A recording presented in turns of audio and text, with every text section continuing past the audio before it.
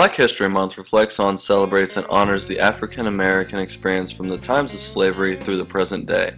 Everywhere you look, Black culture, talent, and expression have played an enormous role in shaping America's past and present. From the 1500s to the mid-1800s, Europeans shipped about 12 million black slaves from Africa to the Western Hemisphere. The first black African slaves in America arrived during the early 1600s. Abolitionists used their homes to help black slaves escape the South. This was called the Underground Railroad. Harriet Tubman, a runaway slave herself, helped about 300 blacks escape to freedom. President Abraham Lincoln issued the Emancipation Proclamation on January 1, 1863. This declared the slaves free in parts of the South. In 1865, the 13th Amendment to the U.S. Constitution abolished slavery. Congress established the Freedmen's Bureau in 1865 to help former slaves resettle into life. Despite its accomplishments, the Freedmen's Bureau did not solve the serious economic problems of black Americans.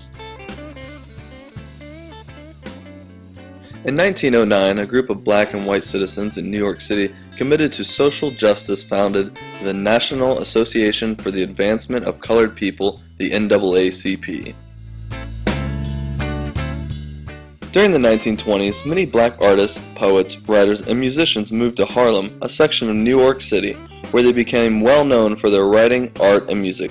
Louis Armstrong helped define the art of jazz music during the 1920s. In the 1950s, the Civil Rights Movement began.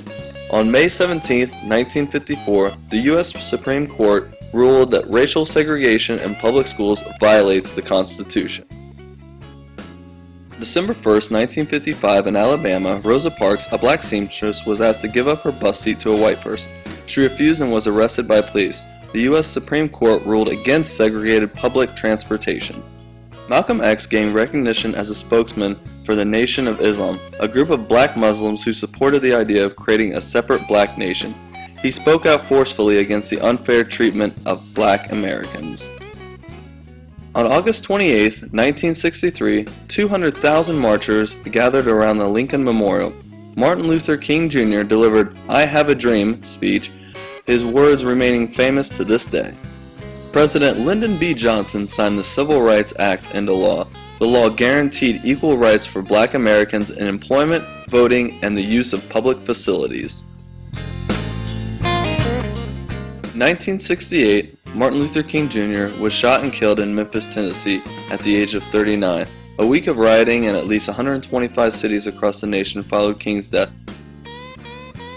In 1972, Congress passed affirmative action laws that helped expand job opportunities to black workers. They required governments and public institutions to hire more minorities because of past discrimination against these minorities as a group. In 1983, the Reverend Jesse Jackson, a famous civil rights leader, announced his plans to run for president. He received 6.7 million votes in the 1988 election, putting him solely in third place.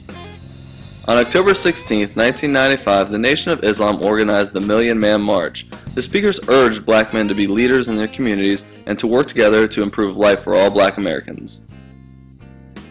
November 4, 2008, American voters went to the polls and gave Barack Obama a resounding victory. He won more votes than any candidate in U.S. history.